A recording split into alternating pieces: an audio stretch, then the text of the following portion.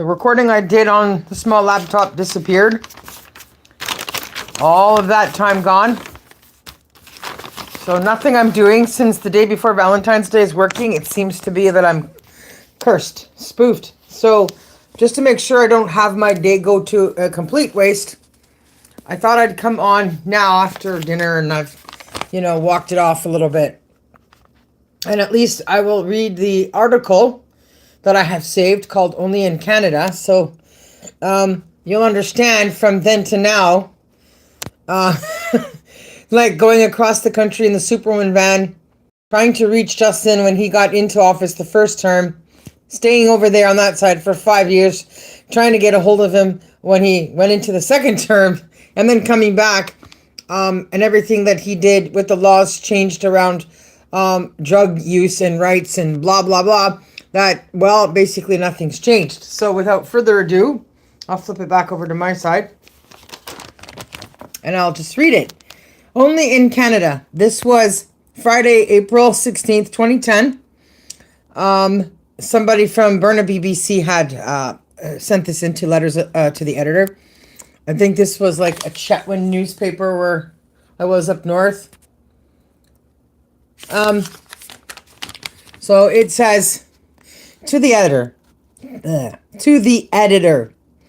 only in Canada can a former member of parliament be caught drunk driving and in possession of cocaine and not be charged with those crimes.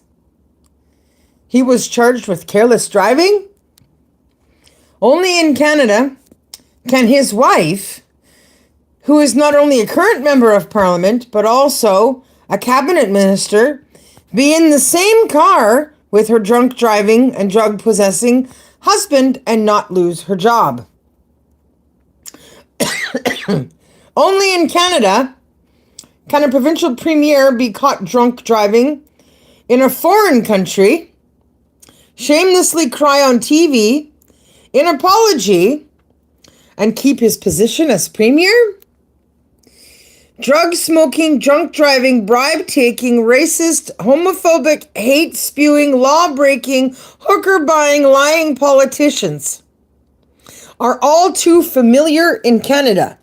So basically, our country's decided to say that everything is legal, right? Oh, you can do whatever you want, which is opposite of God and opposite of the Bible, right? If this was true, we wouldn't need a Bible. There wouldn't be one. It wouldn't have been written. He goes on to say, why do we allow them to remain in office? To receive government pensions? Severance packages? Like, should we really give that kind of compassion or sympathy? They don't care about the homeless. They don't care about how I'm living in this apartment here in the downtown east side, chasing away mice, cleaning up poop every few days, going through the cockroach and bedbug fiasco when I first moved in here. I should be the richest woman in Canada with all the movies that I've written. I should be in post-production for all these movies. How are these parliamentary people and all the press and news people around keeping me from being talked about, promoted, marketed? Because if they're not being paid, they don't want to have anything to do with it. If it's not promoting them, benefiting them, then why have it? So why should we let them have their severance packages? Helena Gurgis, Premier Gordon Campbell, BC MLA Jean Ann Thornthwaite, I can't even say that name, Thornthwaite, you are fired. Hand in your government credentials and forego your lifetime government pension. You have shown such disregard to the laws of the land as to be in no position to be a part of the government of Canada. Right? This is basically some good Canadian telling the devil to get lost. You're not welcome here. Your laws don't apply in God's world. Okay, so Rahim Jaffer, Premier Gordon Campbell, MLA Jane Ann Thornthwaite go directly to jail for endangering the lives of innocent, law-abiding, tax-paying men, women, and children of this great country and of the United States. Premier Campbell, I demand more of the people we choose as political leaders. I won't say the guy's name that wrote in the article to the editor, but hooray to him. Congratulations. I clap my hands for somebody having the guts to do that back in 2010. Justin didn't get into office till 2015. And what I'm saying is that in his 2 terms, clearly from that guy writing this letter to the editor then, nobody has learned anything. No lesson learned, nothing. It has gotten worse. More people have died through every means, from the MAIDS program to the fentanyl crisis to just general murder and missing people. And the human trafficking issues gotten worse, etc. And the expense of the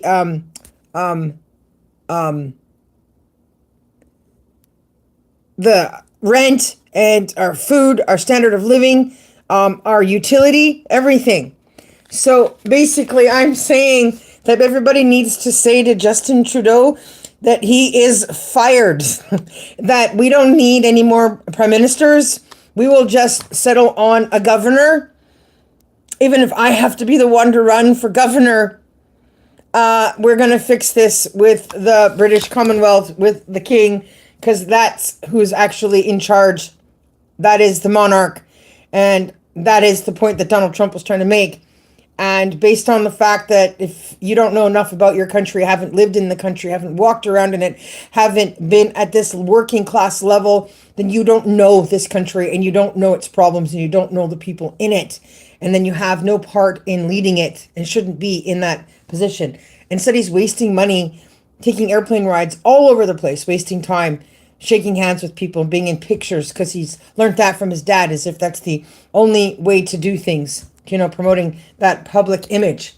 I think he's just running from himself, escaping the reality that God is real, that the Bible is real, and that he shouldn't have run for prime minister before actually reading the book. And I think, like the character or the person in the Bible in Jeremiah who got 37 years in prison for doing wrong in God's eyes at 18 and getting released at 55, that maybe Justin should serve 37 years, reading off the list of all the people that have died, the list of the dead in his 10 years in office, while getting 37 years to study the Bible to understand what all of it means. So, yeah, I'll keep coming back with more stuff that I have collected around what's going on and my understanding and what I think our commitment should be to fight for change that we all want and that our country needs. So peace out, everyone. Have a good night. Bye-bye.